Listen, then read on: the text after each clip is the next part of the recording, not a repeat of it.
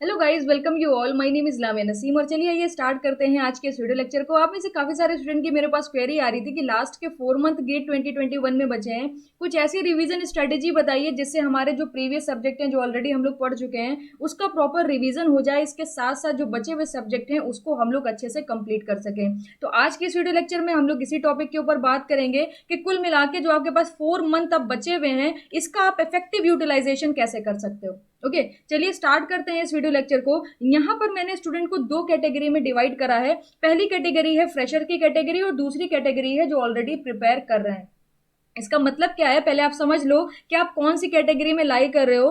Fresher में मैंने वो स्टूडेंट को रखा है जिन्होंने गेट की नोटिफिकेशन के बाद प्रिपरेशन स्टार्ट करी है, लाइक लास्ट मंथ या तो प्रिपरेशन स्टार्ट करी है या लास्ट वीक स्टार्ट करी है या नेक्स्ट वीक स्टार्ट करने का सोच रहे हो। ओके, तो आपको बता दूं, अगर आप नेक्स्ट वीक स्टार्ट करने का सोच रहे हो तो 7 अक्टूबर आपकी गेट की रजिस्ट्रेशन की लास्ट डेट है। आपके पास अभी भी टाइम है, अभी भी आप प्रिपरेशन स्टार्ट कर सकते हो। बस 7 अक्टूबर से पहले रजिस्ट्रेशन करना मत भूलना, वरना आप प्रिपरेशन तो कर लोगे मगर एग्जाम में बैठ नहीं पाओगे क्योंकि रजिस्ट्रेशन होना जरूरी है। ओके, तो दूसरे हमारी क्या कैटेगरी है, दूसरे हमारे जो ऑलरेडी प्रिपेयर कर रहे हैं, जिन्होंने फरवरी मार्च से प्रिपरेशन स्टार्ट कर दी थी, आज वो जाके सोम हो गया। ओके, जो भी मेजर सब्जेक्ट हैं 4-5, एफएम हो गया, थर्मोडाइनेमिक्स हो गया, प्रोडक्शन हो गया, मैथ्स हो गया, इनमें से कुछ सब्जेक्ट उनके ऑलरेडी तैयार होंगे। उनको सिंपल सी गाइडेंस चाहिए कि जो सब्जेक्ट हमारे तैयार हैं उसका रिवीजन कैसे करा जाए और जो बचे हुए सब्जेक्ट हैं उसको अब किस तरीके से कंप्लीट करना चाहिए। तो दोनों के ऊपर ही मैं बात करूंगी, मेरे दोनों स्टूडेंट इंपॉर्टेंट है मेरे लिए। सबसे पहले फ्रेशर को मैं बताती हूँ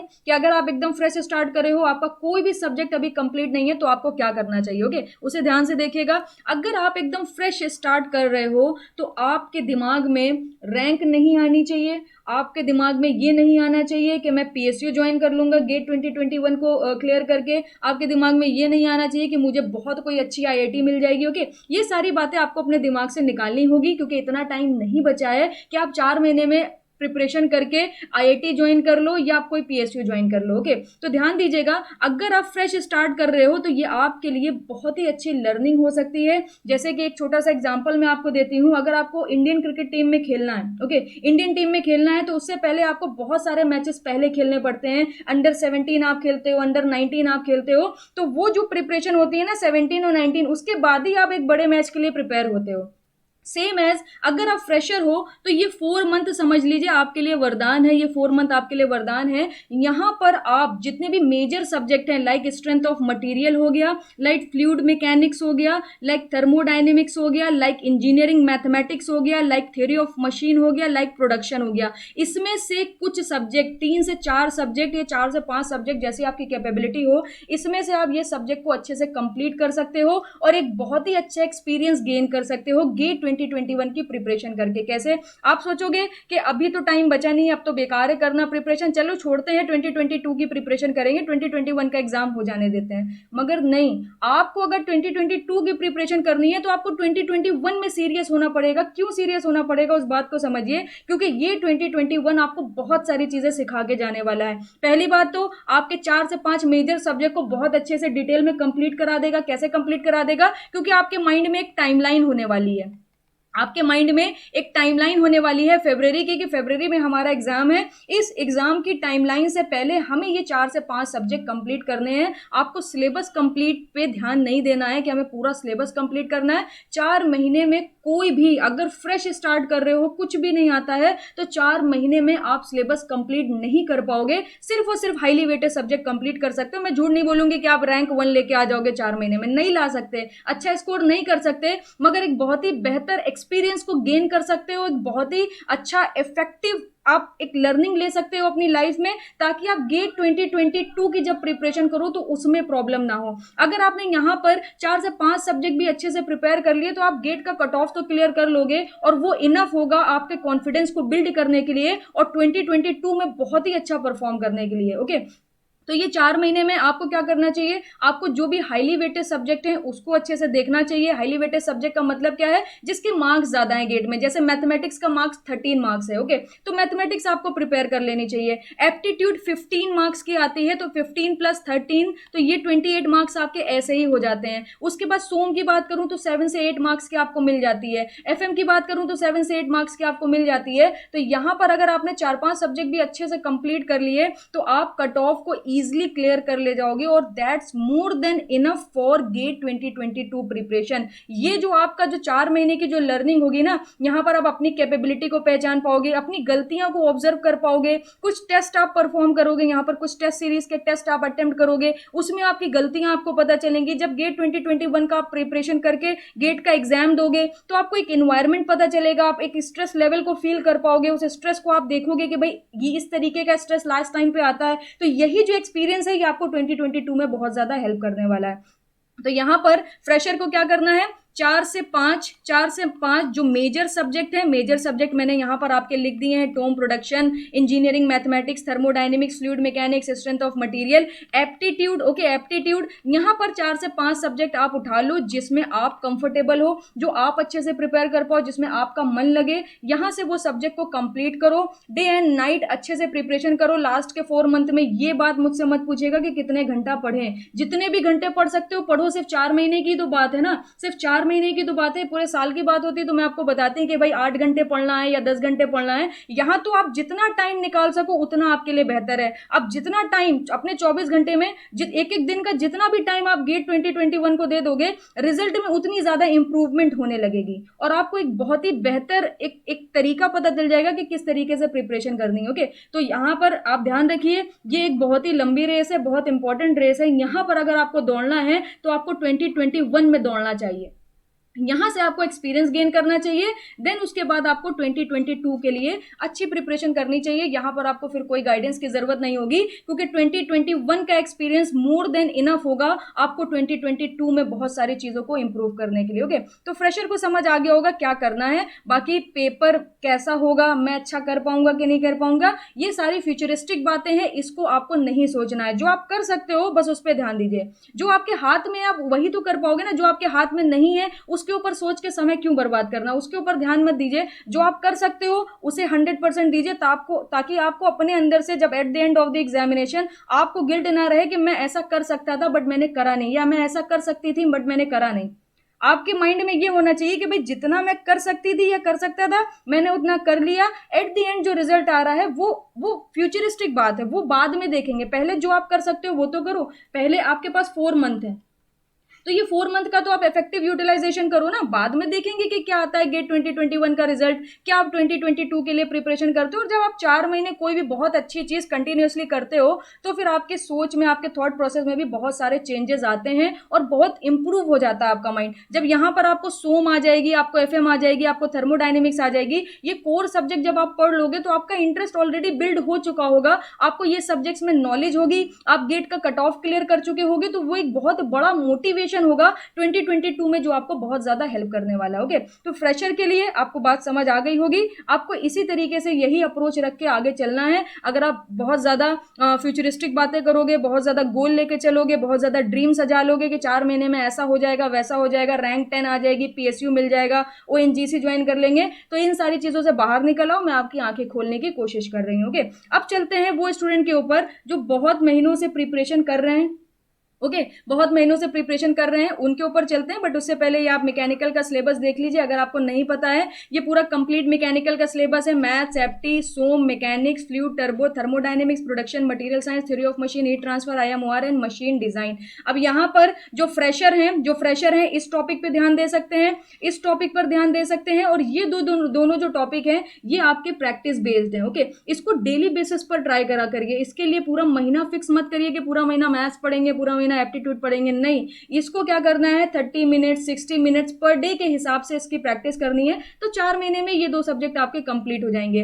आपको फोकस किस पे होना है, कोर सब्जेक्ट पे। ये आप कर सकते हो। इसके बाद ये सब्जेक्ट आप ले सकते हो, इसके बाद ये थर्मोडायनेमिक्स आप ले सकते हो, प्रोडक्शन आप ले सकते हो, थ्योरी ऑफ मशीन आप ले सकते हो। ओके, तो ये जो मैंने यहाँ पर जिसकी लंबी लंबी मैंने इस तरीके से लाइंस को ड्रॉ करा है, ये सब्जेक्ट में से जिसमें कंफर्टेबल हो वो चूज कर लेना, बहुत अच्छा कर जाओगे। मतलब मैं आपको एश्योर करा सकती हूँ कि अगर आपने ये सब्जेक्ट्स में से कुछ सब्जेक्ट को बहुत अच्छे से डिटेल में कर लिया, गेट प्रीवियस ईयर के कुछ क्वेश्चन सॉल्व कर लिए, तो आप अच्छा परफॉर्म कर सकते हो।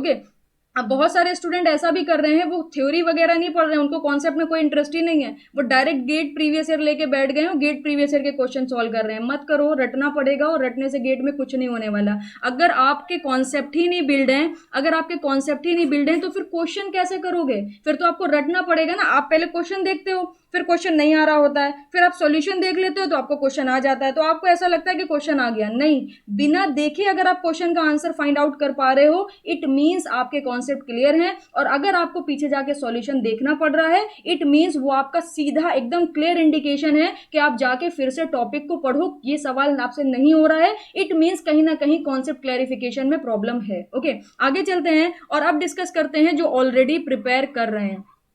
जो ऑलरेडी प्रिपेयर कर रहे हैं, मैं उनको एक बात बताना चाहूंगी। देखिए, जिस वक्त हम लोग प्रिपरेशन स्टार्ट करते हैं, चाहे फरवरी से करिए चाहे मार्च से करिए, उस वक्त जो हमारी स्ट्रेटेजी होती है वो ये होती है, जो रिवीजन का टाइम पोर्शन होता है वो कम होता है, और जो नए सब्जेक्ट को हम लोग पढ़ रहे होते हैं वो ज्यादा होता है। जैसे कि अगर हम लोग 10 आवर्स पढ़ रहे हैं, 10 आवर्स प्रिपरेशन कर रहे हैं पर डे के हिसाब से, तो हम लोग 8 आवर्स तो नया सब्जेक्ट पढ़ते हैं। ओके, 8 आवर्स तो नया सब्जेक्ट पढ़ते हैं, और 2 आवर्स जो हमारे होते हैं उसमें हम लोग जो भी हमारा पुराना पढ़ा हुआ है उसका रिवीजन करते हैं। बट इस स्टेज पे आने के बाद जहां पर आपको 4 मंथ मिल रहे हैं, यहां पर इस चीज को आपको जस्ट रिवर्स करना होगा।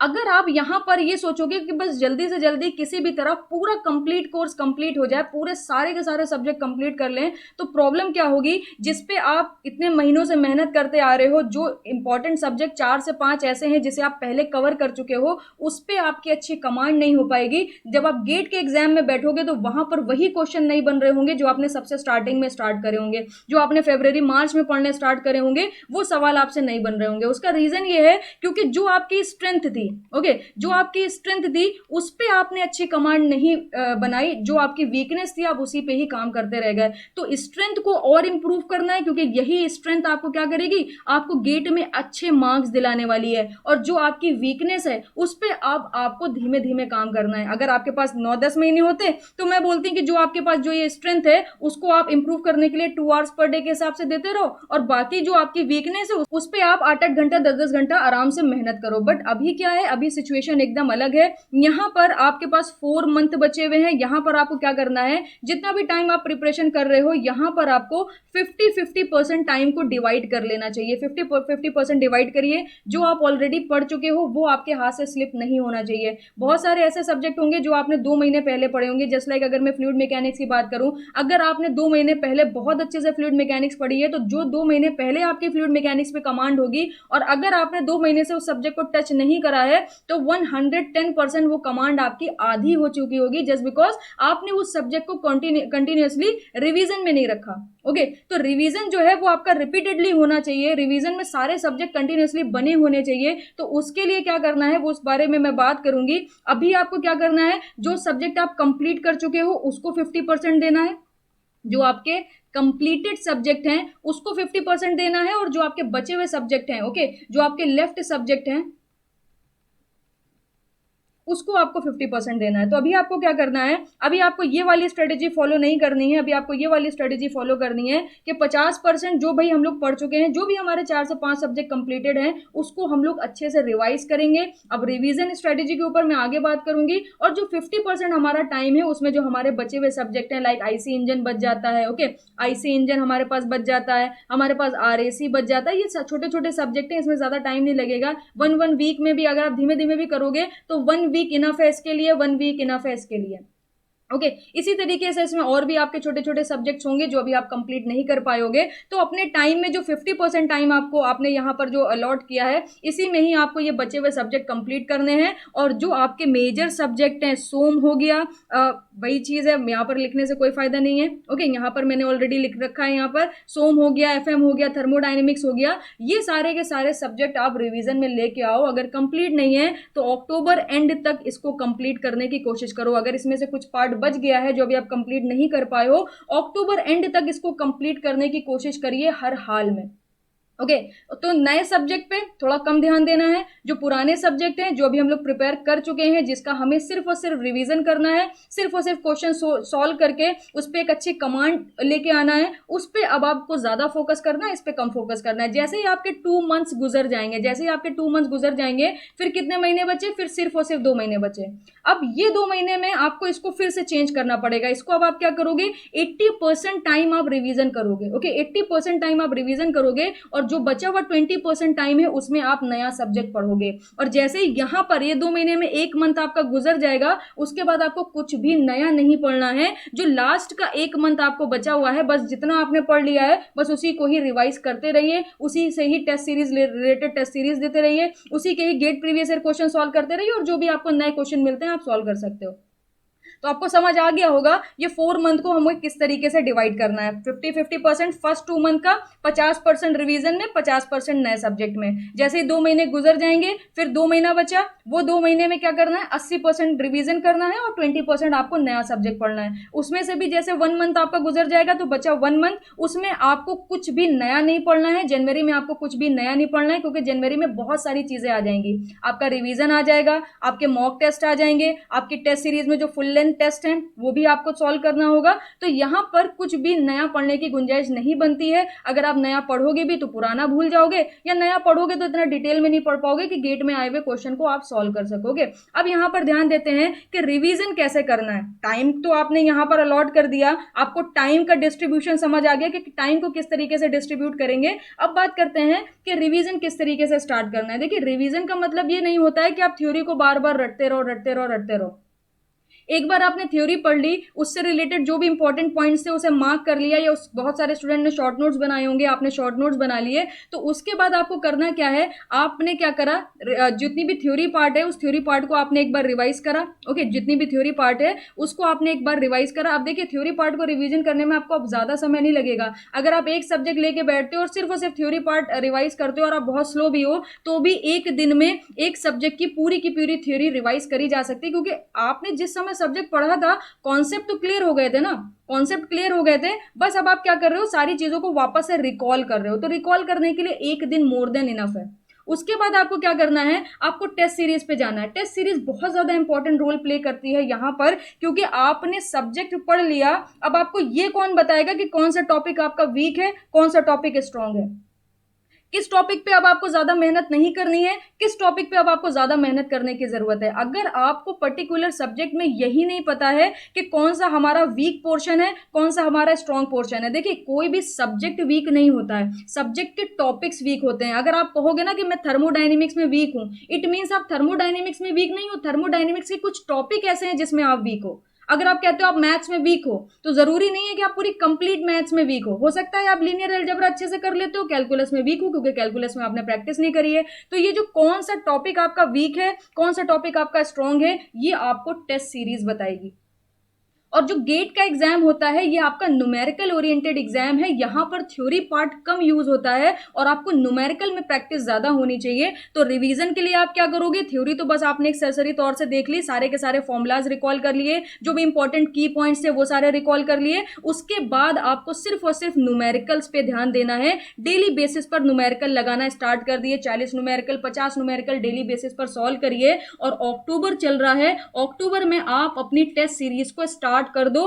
टेस्ट सीरीज बहुत सारे स्टूडेंट देते ही नहीं है इस डर के मारे कि भाई नंबर अच्छे नहीं आ रहे हैं, नंबर अच्छे नहीं आते हैं तो डीमोटिवेशन होता है। देखिए, जितने भी सिंगल सब्जेक्ट टेस्ट हो गए, जितने भी मल्टी सब्जेक्ट टेस्ट हो गए, इसमें आपको ये सोचना ही नहीं है कि आपके मार्क्स कितने आ रहे हैं। ये सारे के सारे टेस्ट आपको as a practice set use करने हैं और आपको अपनी स्ट्रेंथ और वीकनेस पे ध्यान देना है। अगर आपने कोई टेस्ट दिया और आपने देखा कि आपने 10 मार्क्स आ गए, आपने लॉग आउट कर दिया, क्यों लॉग आउट कर दिया, आप चेक करो कि 10 मार्क्स क्यों आए। आप चेक करो कि कौन से टॉपिक के क्वेश्चन आप नहीं कर पाए हो। आप ये चेक करो कि कहां पर आपने कैलकुलेशन मिस्टेक करी है। आप ये चेक करो कि आपको यूनिट्स की प्रॉब्लम तो नहीं हो रही, आप यूनिट हर बार गलत ले रहे हो और आंसर सही आ रहा हो। आप ये चेक करो किस क्वेश्चन में अप्रोच तो ठीक थी मगर कैलकुलेशन मिस्टेक थी। तो जब ये एनालिसिस करोगे ना, तब पर डे के हिसाब से, पर टेस्ट के हिसाब से आपकी इंप्रूवमेंट होगी। अदरवाइज स्टार्टिंग से लेकर एंडिंग तक हर टेस्ट खराब होने वाला है अगर आप अपने आप को जज नहीं करना स्टार्ट करोगे। टेस्ट देने के बाद लॉग आउट नहीं करना होता है, एनालिसिस पर जाना होता है और चेक करना होता है कि कौन से क्वेश्चन ऐसे थे जिसकी हमें हवा ही नहीं लगी, जिसके बारे में हमें पता ही नहीं था, कुछ नया आ गया था। कौन सा क्वेश्चन ऐसा है जो गेट ओरिएंटेड है ही नहीं, जो वेस्ट है, उसे लेफ्ट करना है। कौन सा क्वेश्चन ऐसा है जो मैं कर सकता था मगर उस समय मेरे पास वो ध्यान में नहीं आया, वो टॉपिक, वो फॉर्मूला ध्यान में नहीं आया, तो हम सबसे पहले जाके उस फॉर्मूले को रिवाइज करेंगे। कौन सा क्वेश्चन ऐसा था जिसमें कैलकुलेशन मिस्टेक हो गई और जो हमारा सॉल्यूशन था वो पूरा सही था।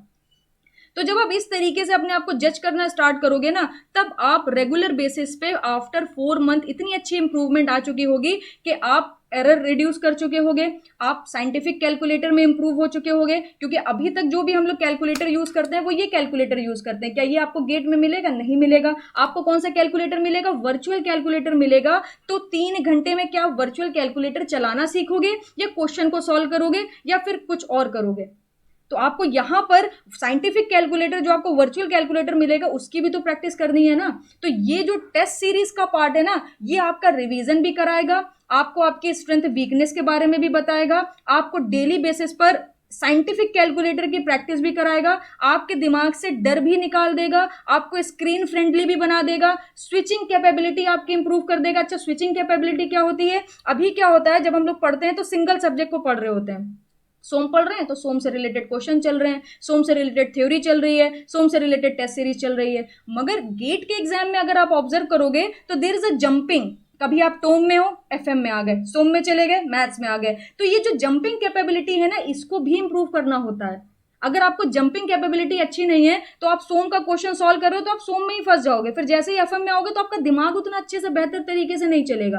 तो ये सारी चीजें जो है ना, ये आपकी टेस्ट सीरीज इंप्रूव कराएगी। तो आपको आपका कैलकुलेशन एरर भी रिड्यूस कर देगी, आपको हैबिचुअल भी बना देगी साइंटिफिक कैलकुलेटर का, आपको एक आइडिया भी देगी कि किस टॉपिक में आप वीक हो और किस टॉपिक में आप स्ट्रांग हो। जिसमें स्ट्रांग हो इस पर्टिकुलर टाइम पे उसमें कम मेहनत करनी है, जिसमें वीक हो उस पर ज्यादा मेहनत करनी है। रिवीजन में भी हेल्प करेगी, स्क्रीन फ्रेंडली भी आपको बना देगी, एक्यूरेसी और स्पीड भी आपकी बढ़ा देगी। वरना जब आप एग्जाम में बैठोगे तो 3 घंटे आपको बहुत कम लगेंगे, आपको पता ही नहीं चलेगा 3 घंटे गुजर कब गए। तो यहां पर एक्यूरेसी भी इंप्रूव करती है और स्पीड भी बढ़ा देती है आपकी टेस्ट सीरीज, और जो स्विचिंग कैपेबिलिटी है इसको भी इंप्रूव कर देती है। तो जितने भी सिंगल सब्जेक्ट टेस्ट है, मल्टी सब्जेक्ट टेस्ट है, उसमें रैंक के पीछे मत भागिए, नंबर्स के पीछे मत भागिए, बस उसकी प्रैक्टिस करते जाइए। फिर जनवरी में जब आप फुल लेंथ टेस्ट को स्टार्ट करोगे तब आप देखोगे कि अब आप कहां पर लाई कर रहे हो, आपकी रैंक कितनी आ रही है, कितने मार्क्स आप लेके आ पा रहे हो। फिर उसकी एनालिसिस आप करोगे। तो पूरा जनवरी आपको फुल लेंथ टेस्ट देने हैं टाइम टू टाइम, और हर टेस्ट में अपने आप को एनालाइज करना है, अपनी गलतियों को देखना है। उसके बाद नेक्स्ट टेस्ट जब दोगे तो वो गलती दोबारा नहीं दोहरानी है, और इस तरीके से आपका इंप्रूवमेंट होता चला जाएगा। ओके, तो यहां पर आपको जो रिवीजन पार्ट है, आपको समझ आ गया होगा किस तरीके से रिवीजन करना है। डे का 50% टाइम सिर्फ और सिर्फ रिवीजन में देना है, सिर्फ और सिर्फ वो कोर इंपॉर्टेंट सब्जेक्ट पे, हाईली वेटेड सब्जेक्ट पे देना है जिसके मार्क्स ज्यादा है गेट में। और लिस्टिंग मैंने आपको बता दी है, वही सब्जेक्ट आपको उठाने हैं। रिवीजन कैसे करना है? थ्योरी पार्ट करिए, गेट प्रीवियस ईयर के क्वेश्चन लगाइए, फिर आप टेस्ट दीजिए, टेस्ट को एनालाइज करिए, डिफरेंट डिफरेंट क्वेश्चंस को यहां पर प्रैक्टिस करते रहिए, और बस देखते रहिए कहां भूल रहे हैं, फटाफट उसको रिवीजन करा। कहाँ के क्वेश्चन नहीं लग रहे हैं, फटाफट उस टॉपिक के और क्वेश्चन लगा लिए। कहाँ पे इंप्रूव्ड है हम लोग इस समय, कि कौन सा टॉपिक हमारे लिए इजी है, उस पे बस 2-4 क्वेश्चन लगाए कि वो चीजें याद रहें। जितनी इंप्रूवमेंट हो चुकी है वो इंप्रूवमेंट वैसी बनी रहे। ऐसा ना हो कि जो इंप्रूव्ड पोर्शन है उसको आपने छोड़ ही दिया। बहुत बार ऐसा होता है कि जो इंप्रूव्ड पोर्शन होता है उसको हम लोग छोड़ देते हैं क्योंकि ये तो हमारा अच्छा है। उसकी वजह से होता क्या है, उससे डिटैच हो जाते हैं, और डिटैच होने की वजह से एट द एंड उसी के ही क्वेश्चन नहीं लग रहे होते हैं। तो जो इंप्रूव्ड है उसे पकड़ के चलना है, जो अनइंप्रूव्ड पार्ट है जिसमें आप वीक हो उसे और ऊपर एक स्टेप अप लेके जाना है। ओके, तो इस तरीके से आप 4 महीने का इफेक्टिव यूटिलाइजेशन कर सकते हो। आप लोग भी ये मत पूछना कितने घंटे पढ़ना है, जितने घंटे पढ़ सकते हो पढ़ लो। ये लास्ट के 4 मंथ आपका फ्यूचर डिसाइड कर देंगे कि आप जाने कहां वाले हो। ओके, और एट द एंड क्या होने वाला है, आपके लिए भी सेम सजेशन है, फ्यूचरिस्टिक बातें मत करिएगा। रैंक कितनी आएगी, आपका होगा क्या, ये सारी चीजें फरवरी में देखेंगे। ओके, ये सारी चीजें गेट का एग्जाम देने के बाद देखेंगे कि अब रैंक कितनी आएगी। क्योंकि जो आप अभी सोच रहे हो फ्यूचरिस्टिक बातें, वो आप उस दिन पे तो सोच सकते हो ना। तो अभी सोच के स्ट्रेस क्यों लेना, क्योंकि ये टाइम बहुत ज्यादा स्ट्रेसफुल होता है। बहुत सारे स्टूडेंट मुझे मैसेज करते हैं कि बहुत ज्यादा स्ट्रेस हो रहा है, क्या करें। देखिए, स्ट्रेस को आप खुद कंट्रोल कर सकते हो, उसके लिए डाइट अच्छी रख सकते हो, प्रॉपर आप थोड़ा सा बाहर जाओ, पार्क में चले जाओ, थोड़ा सा इस तरह घूम के आ जाओ। ओके, तो इससे आप अपने स्ट्रेस लेवल को थोड़ा सा रिड्यूस कर सकते हो with the help of exercise and proper diet. और मोटिवेटेड रहिए। मोटिवेशन जो है वो आपका इनसाइड टू आउटसाइड होना चाहिए। ओके, इनसाइड टू आउटसाइड जब आपका मोटिवेशन होगा तभी आप कंटिन्यूली वर्क कर पाओगे, अदरवाइज आप फिर से डिमोटिवेट हो जाओगे। अगर आप बाहर की चीजों से मोटिवेट हो रहे हो, ओके, एक दो तरह का मोटिवेशन होता है, इनसाइड टू आउटसाइड और आउटसाइड टू इनसाइड। जो आउटसाइड टू इनसाइड मोटिवेशन है वो टेम्परेरी है, क्योंकि आप किसी चीज से इंस्पायर हुए हो, किसी चीज से मोटिवेटेड हुए हो। और जब आप इनसाइड टू आउटसाइड मोटिव मतलब आप सेल्फ मोटिवेटेड हो, आप ये काम करना चाहते हो, आपके अंदर विलिंगनेस है उस काम को करने की, ओके, तो फिर आप कभी डीमोटिवेट नहीं होगे। आपको पता होगा आपको करना क्या है, कैसे करना है, सारी चीजों के बारे में आपको नॉलेज होगी, और आपके सराउंडिंग वाले जो है वो आपसे मोटिवेट होते रहेंगे। तो आई होप मेरी कुछ बातें आपको समझ आई होंगी। इस तरीके से सारी चीजों को फॉलो करेंगे तो बहुत अच्छा रहेगा आपके लिए। अदरवाइज अगर कोई प्रॉब्लम लगी हो, यहाँ पर कुछ और पूछना हो, तो कमेंट सेक्शन में लिखना बिल्कुल ही मत भूलिएगा। वीडियो अच्छी लगी हो तो लाइक जरूर करिएगा, बहुत मेहनत से वीडियो आपके लिए आती है, तो अगर आप लाइक करते हो तो मेरा मोटिवेशन बनता है इस तरह की और वीडियो बनाने का। इसके साथ साथ अगर आप फ्रेशर हो, अगर आप मेरे कोर्स को ज्वाइन करना चाहते हो, तो टारगेट 2021 हमारा एक कोर्स चल रहा है, बहुत ही कम प्राइस पर है, अभी 4999 रुपीज का ये कोर्स है, जहां पर आपको कंप्लीट कोर्स मिल जाएगा, video lecture, study material, WhatsApp group, test series, ये सारी चीजें मिल जाएंगी। और इससे रिलेटेड और भी कोई भी आपको डिटेल चाहिए, डिस्क्रिप्शन बॉक्स में चले जाइए, सारी डिटेल मिल जाएगी, नंबर भी मिल जाएगा, फोन पे बात करके आप सारी और डिटेल ले सकते हो जो भी आप जानना चाहते हो। So thank you so much, मिलते हैं आपसे नेक्स्ट वीडियो में, और नेक्स्ट वीडियो में फिर से कुछ अच्छा टॉपिक आपके लिए लेके आएंगे जिसकी आपको नीड है। Thank you.